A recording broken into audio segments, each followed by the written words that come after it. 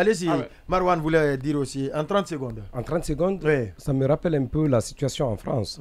Quand Sarkozy était aux affaires, vous vous souvenez de cette polémique qui s'est soulevée entre Manuel Valls, qui était ministre de l'Intérieur d'alors, et du Premier ministre François Fillon.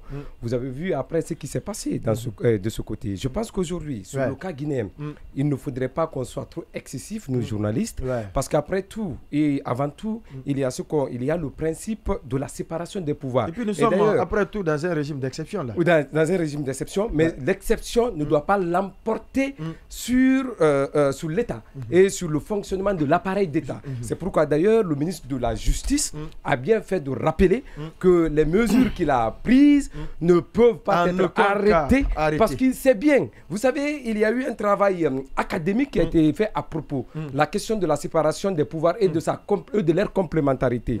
David Easton, dans l'analyse systémique ou dans l'analyse fonctionnelle, il l'a rappelé. Il y a cette possibilité de travail entre l'exécutif et le judiciaire, entre l'exécutif et le législatif, à travers les lois qui sont soumises. Parce qu'on dit que le principe de la prise du pouvoir, comment on appelle, des lois, ça, soit c'est par proposition, l'initiative de la loi, elle peut être par proposition ou par projet. Donc projet, c'est avec le gouvernement, donc proposition, c'est avec l'OCNT. Donc c'est une initiative concomitante. Donc de l'autre côté, il y a une interdépendance entre les institutions, mais il y a ce qu'on appelle la complémentarité et la collaboration. À cet effet, je dis, j'insiste, je dis, je persiste et j'insiste. Je soutiens jusqu'à preuve du contraire, il ne peut y avoir d'interférence de l'exécutif dans le fonctionnement. Pour preuve, mais ce qu'on est en 30 secondes. Non, pour terminer. Parce que ce que vous voyez, vous avez vu les actes qui ont été émis par la présidence de la République. Ce qui sous-entend aujourd'hui, même les gens qui sont emprisonnés, qui sont mis en prison, si le Premier ministre décide aujourd'hui, on peut les faire libérer. Parce que ce qu'il a fait, c'est de casser l'indépendance de l'appareil judiciaire. Et le ministre Charles n'a jamais abondé dans ce sens. Donc je pense que on vient de casser ce talent d'indépendance entre les pouvoirs et ça c'est par l'effet et l'action d'un seul homme du nom de Bernard Gomou qui a affaissé complètement l'État à travers sa décision que je trouve incongrue. Allez-y. Je voudrais lire ce paragraphe du courrier réponse de Charles Wright parce que j'ai eu l'impression que lui-même a réalisé qu'il n'était pas assez fort. Du coup, il a fallu qu'il réaffirme sa fidélité au président de la transition. Ça, c'est de la propagande. Une béquille. Il a dû s'appuyer sur celui-ci. Comme il sait bien le faire. Parce que vous savez, quand vous invoquez le président de la transition, c'est de nature à faire peur tout de suite. La justice a été déclarée comme boussole de la transition par le président, par Alphonse Charles White. Mais c'est le même président qui a nommé Gomou. Allez-y. C'est le même aussi qui a nommé Charles White. Cette démarche, à mon avis, pouvait vous permettre de comprendre la régularité des procédures judiciaires engagées, le rôle du ministre de la Justice en rapport avec les autorités en charge des poursuites, les magistrats du ministère public, ce qui vous aurait évité toute interprétation de nature à porter atteinte à l'indépendance du pouvoir judiciaire, si cher au président de la République, dans sa vision de refondation de l'État, de rectification institutionnelle et de moralisation de la vie publique.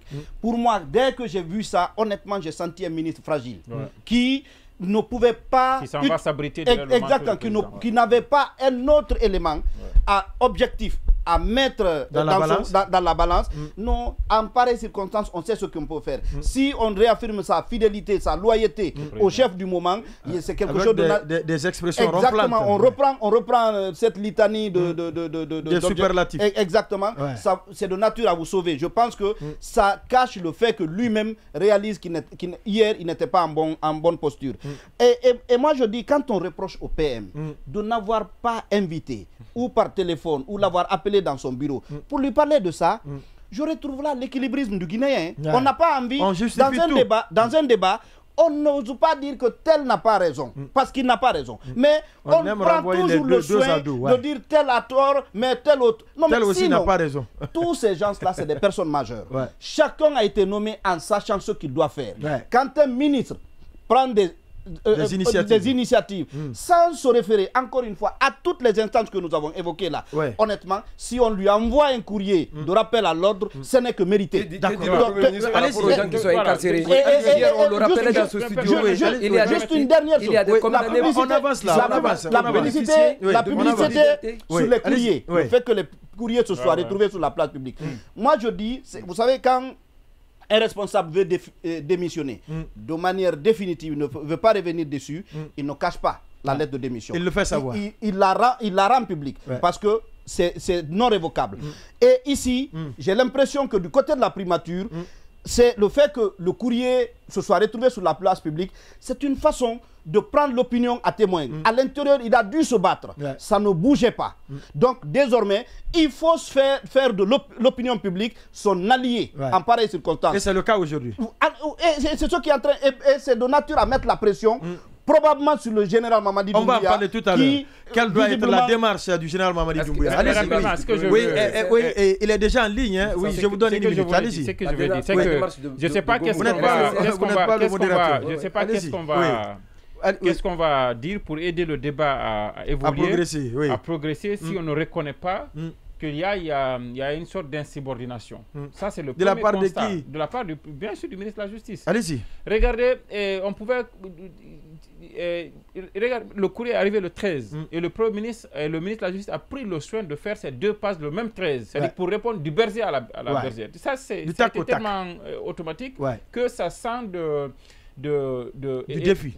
la défiance. Une défiance à l'égard du Premier ministre. Et ça existe. Et ça se voit même dans les termes qui sont utilisés et même dans le ton. Parce que c'est... Il est arrogant, hein, le ton. Oui, mais il dit même au Premier ministre, à mot voilé, que, écoutez, vous n'êtes même pas cible de poursuite. Oui.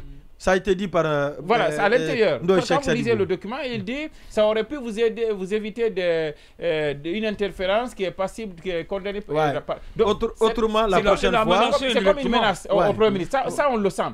Et l'autre chose, quand je disais tout à l'heure qu'il n'a pas appelé, il n'a pas convoqué pour parler avec lui, je disais plutôt que c'était symptomatique du fait qu'il n'y a pas une ambiance entre eux. Il y a beaucoup de choses que vous et nous, on se dit au téléphone, on règle. En tout cas, moi, depuis que je suis venu à Dioma, je ne pense pas que vous m'ayez donné des ordres par écrit. Vous n'avez pas besoin parce que l'atmosphère est telle qu'il suffit juste que vous m'appelez. Elle est très détendue. Mais si à chaque émission que vous devez me convoquer, il faut que vous fassiez un courrier et autre là, c'est symptomatique. C'est symptomatique. De la pourriture. Voilà, c'est symptomatique. Du climat relationnel. Ça, c'est le béaba. Maintenant, l'autre chose, il n'y a rien qu'on puisse expliquer pour justifier qu'un ministre ne prenne pas des ordres, ne se réfère pas, n'essaie même pas d'expliquer et d'avoir le soutien politique de son Premier ministre avant d'aller vers une action, parce que s'il est appelé par le président aujourd'hui pour justifier, son premier appui devrait être le Premier ministre. C'est-à-dire qu'un ministre qui pose un acte, quand il est appelé par le président pour dire pourquoi tu as fait, le premier appui du ministre, ça devrait être le Premier ministre qui vient dire au président, c'est moi qui lui ai donné le OK, c'est moi qui lui ai donné les instructions. Mais le ministre ne prend... Après, quand le ministre vient se confondre à la justice et clamer l'indépendance de la justice et donc par ricochet dire que lui, il doit être indépendant du Premier ministre, mais c'est du faux. D'accord. Mais c'est du faux.